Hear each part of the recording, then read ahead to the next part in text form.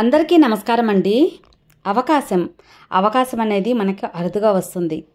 ఆ అవకాశాన్ని మనం ఉపయోగించుకున్నప్పుడే మన జీవితం అనేది సాఫీగా సాగుతుంది. కానీ ఈ అవకాశాన్ని ఉపయోగించుకోవటానికి కూడా మనలా ఉండాలి అని తెలిపే ఒక మంచి కథ మీతో ఈరోజు షేర్ చేయబోతున్నాను. Welcome back to our channel positive webs in Telugu.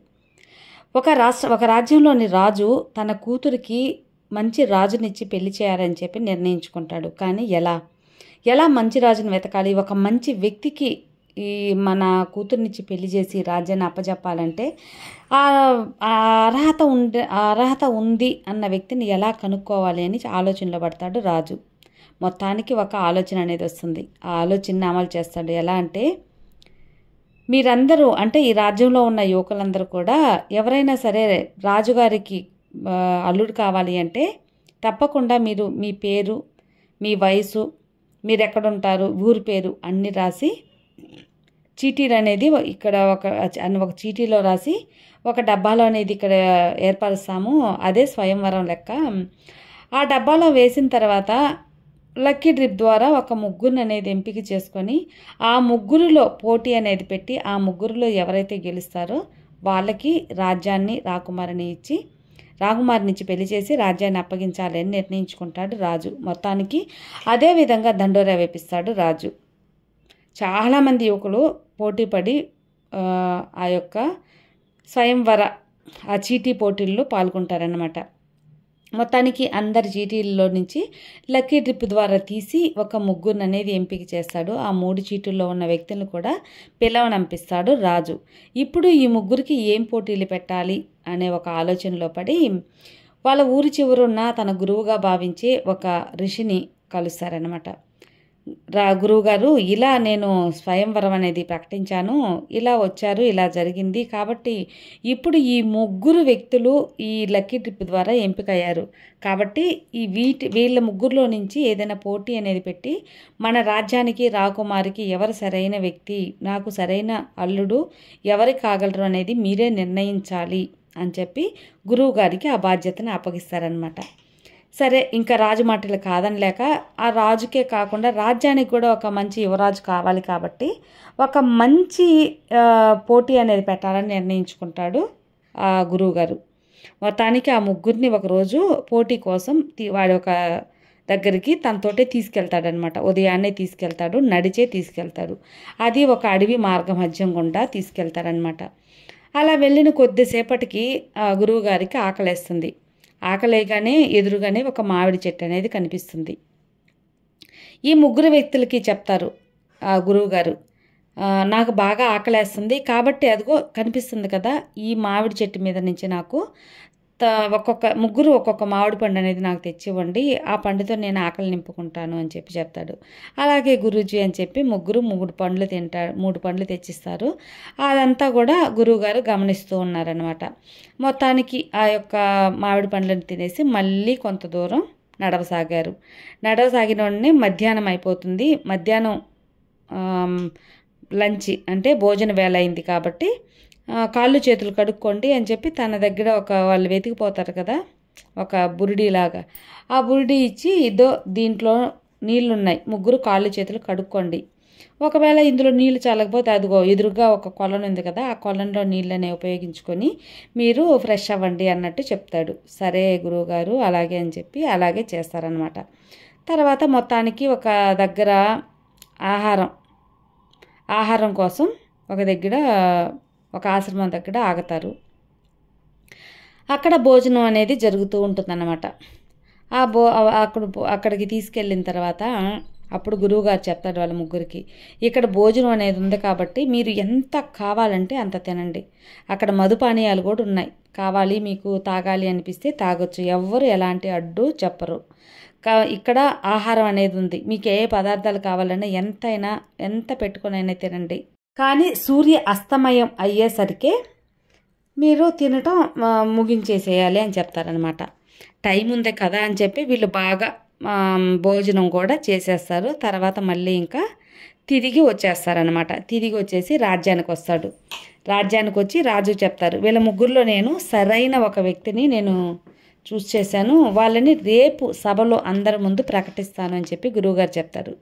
అలాగే మరుసటి రోజు అయిపోతుంది. సభ ప్రారంభించగానే గురువుగారు వచ్చి ఆ ముగ్గురు వ్యక్తుల్లో ఒక వ్యక్తి వైపు వేలు చూపించి, ఈ వ్యక్తి నీకు అల్లుడికి సరైన అల్లుడు, నీకు సరైన అల్లుడు, అంతేకాకుండా యువరానికి మంచి భర్త అవుతాడు, ఈ రాజ్యానికి మంచి యువరాజు కూడా అవుతాడు అని చెప్పి చెప్తాడనమాట. ఆ ముగ్గురు వ్యక్తులకి ఆశ్చర్యం, రాజుకి ఆశ్చర్యం, సభలో ఉన్న మంత్రులకి అందరికీ ఆశ్చర్యం వేస్తుంది. అసలు ఎలాంటి పోటీలు ఏమీ పెట్టలేదు, ఏ వీరత్వం గల పోటీలు కూడా పెట్టలేదు కదా. అలాంటప్పుడు ఎలా ఇతనే సరైన వ్యక్తి అని నిర్ణయించాడు అర్థం కాక అందరు బితర చూపులు చూస్తున్నారు. సరే, ఇంకా ప్రకటించేసిన తర్వాత అప్పుడు రాజు అడుగుతారనమాట, రాజా మీరు చెప్తే సరిగ్గానే ఉంటుంది, కానీ దేనికి ఎలా నిర్ణయించారో నాకు చెప్పగలరా అంటే తెలుసుకోవాలని, మీ మాట ధిక్కరిస్తున్నానని కాదు అని రాజు వినయంగా గురువుగారిని అడుగుతాడనమాట. అప్పుడు గురువుగారు చెప్తాడు, అది నేను వివరంగా చెప్తాను. ఈ ముగ్గురిని నేను పోటీకనే తీసుకెళ్ళాను. ఒక మామిడి చెట్టు మీద మామిడి పండ్లు కొయ్యమన్నాను. ఒక వ్యక్తి ఒక మామిడి పండు కోయటానికి తన వీరత్వం చూపించటానికి ఒక బాణాన్ని తీసి గురి చూసి కొట్టాడు. ఆ మామిడి పండుతో పాటు పక్కనున్న ఆకులు అన్నీ దెబ్బతిన్నాయి.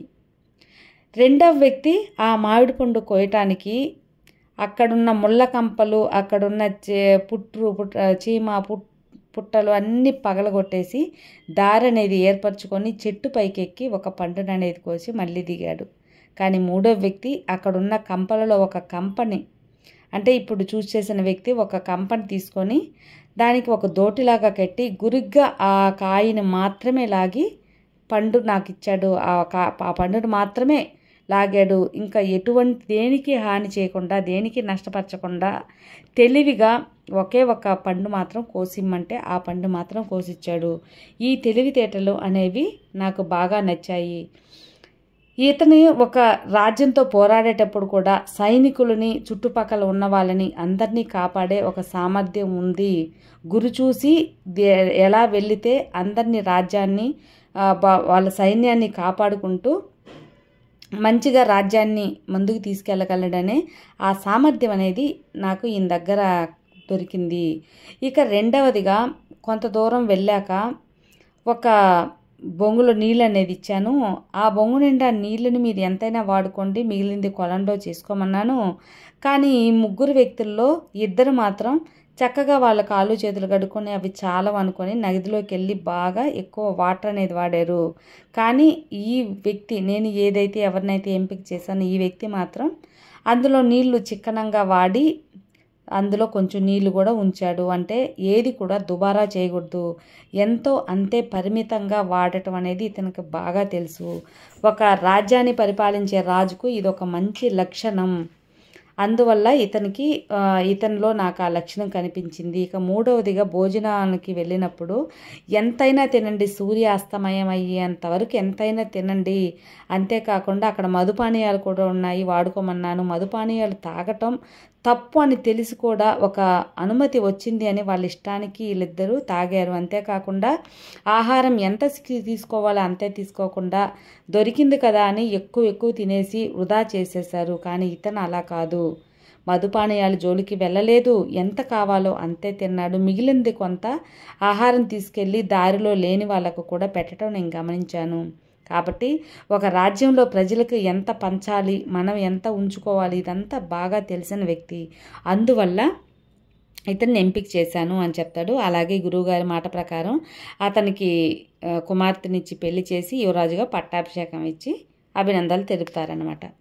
ఈ కథ మూలంగా మనం తెలుసుకోవాల్సింది ఏంటి అంటేనండి, అవకాశం అనేది ఎప్పుడో ఒకసారి వస్తుంది, అది సద్వినియోగపరచుకోవడంలోనే మన తెలివితేటలు ఉంటాయి. కానీ ఇది ఏదో ఒక ప్లాన్ చేస్తేనే జరగదన్నమాట. అవకాశాన్ని దక్కించుకోవాలంటే కూడా ఎలా ఉన్నామో దాన్ని చూపిస్తేనే, మనం ఎలా ఉన్నామో దాన్ని బట్టే మనకు అవకాశం అనేది కూడా వస్తుంది. కాబట్టి కొన్నిటిని మనం సాధించుకోవాలంటే మంచి మార్గాన్ని ఎంచుకోవాలి. ఏది మంచి ఏది చెడు అని ఆ యొక్క గుణాలు అనేది మనలో అలవాట్లు ఉండాలి. కాబట్టి అవకాశాలను కూడా అందిపరుచుకోవాలి అనే ఒక తెలివితేటలు ఉండాలి, అదే అలవాటుగా కూడా మారాలి అని ఈ వీడియోలో మనం తెలియచేసుకుంటూ ఈ కథ ఇంతటితో ముగిస్తున్నానండి. ఈ కథ కూడా మీకు అందరికీ నచ్చుతుంది, మోటివేషనల్గా అనుకుంటున్నాను. నచ్చితే లైక్ చేయండి, షేర్ చేయండి, సబ్స్క్రైబ్ చేసుకోండి. మరో మంచి వీడియోతో మళ్ళీ కలుద్దాం. అంతవరకు have a good day friends. Thank you for watching. Bye.